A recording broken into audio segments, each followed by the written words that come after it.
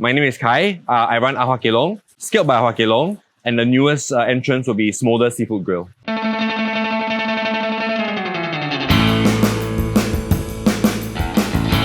So growing up, everybody is like, if an opportunity comes along, grab it. But then how do you know which is the correct opportunity? So for me, I kind of predetermined that I guess this was it lah. So I was in my digital marketing period, and then I came across the fish farm. There were some questions that I wanted answered because why did I not know of that its existence?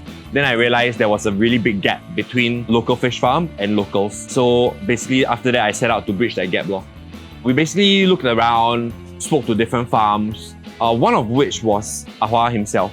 So Ah Hua was very open to the idea of collaborating with the next gen kind of thing, bring things online, expose this to the rest of Singapore. Then he took us on as partners lor. That was like 2014. And fast forward, we're still working together.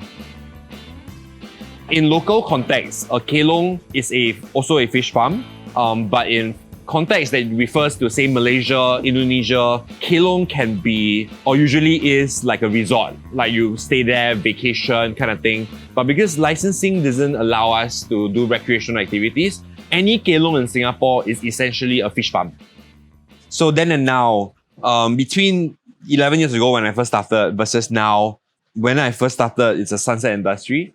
Now, it's set even further, I would say. So the 25 years ago, me understood what it means to like be on a farm, experience a farm life. And then now, if you look at the 25-year-olds, I think there will be people like me who still don't get or don't know that fish farms on sea exist in our waters.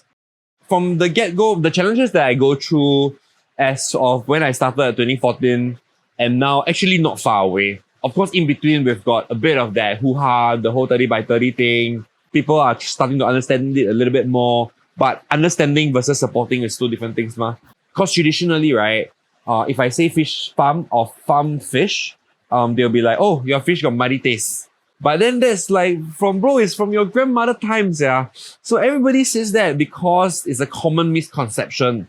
But here's the thing, right? We are a farm, yes, but we are on sea. We are open water.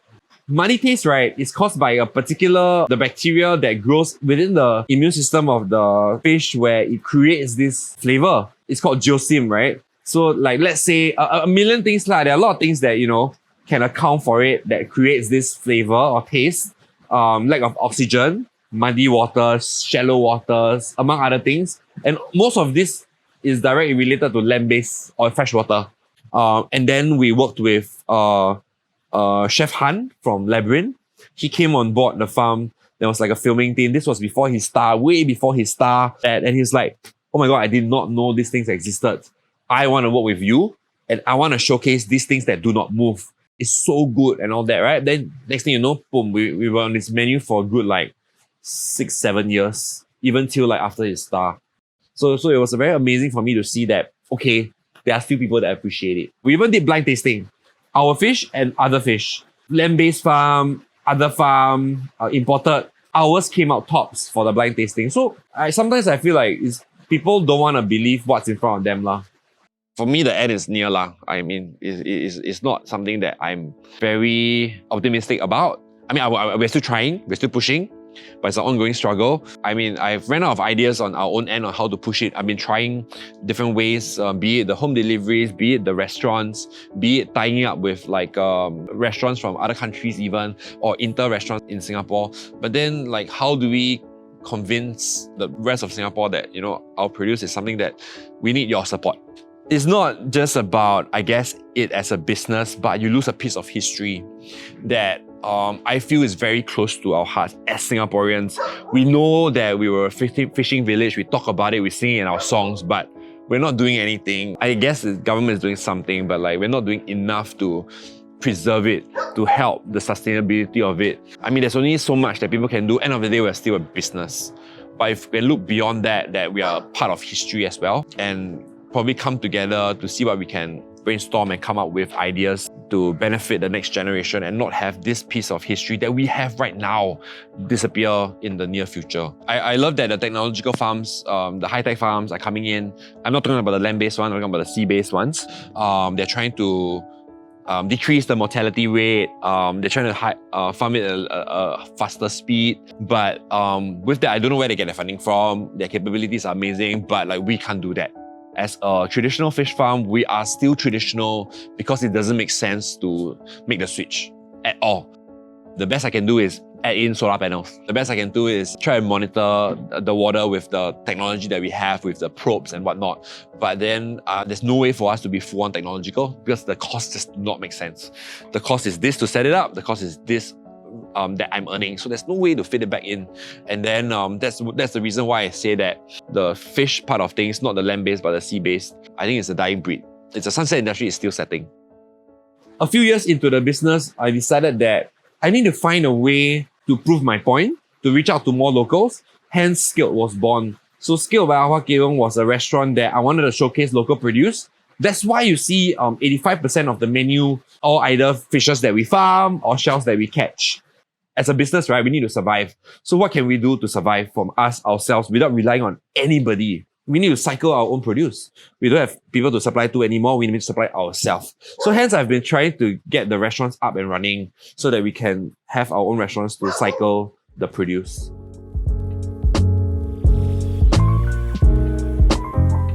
Welcome to Smolder. This is our latest concept, a seafood grill concept launched this week. Now we're a 90-seater focusing on the backyard barbecue style of food, something more relatable, no frills, straight up, and then just letting the seafood being kissed by the flame and drawing the natural flavor.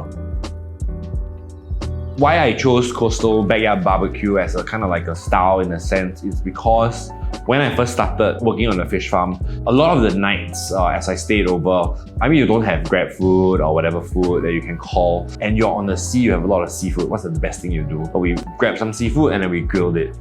We grilled it as natural as possible. That's why I kind of wanted that to relate to the restaurant and so that we can show people what I mean when I say that we have a fresh produce.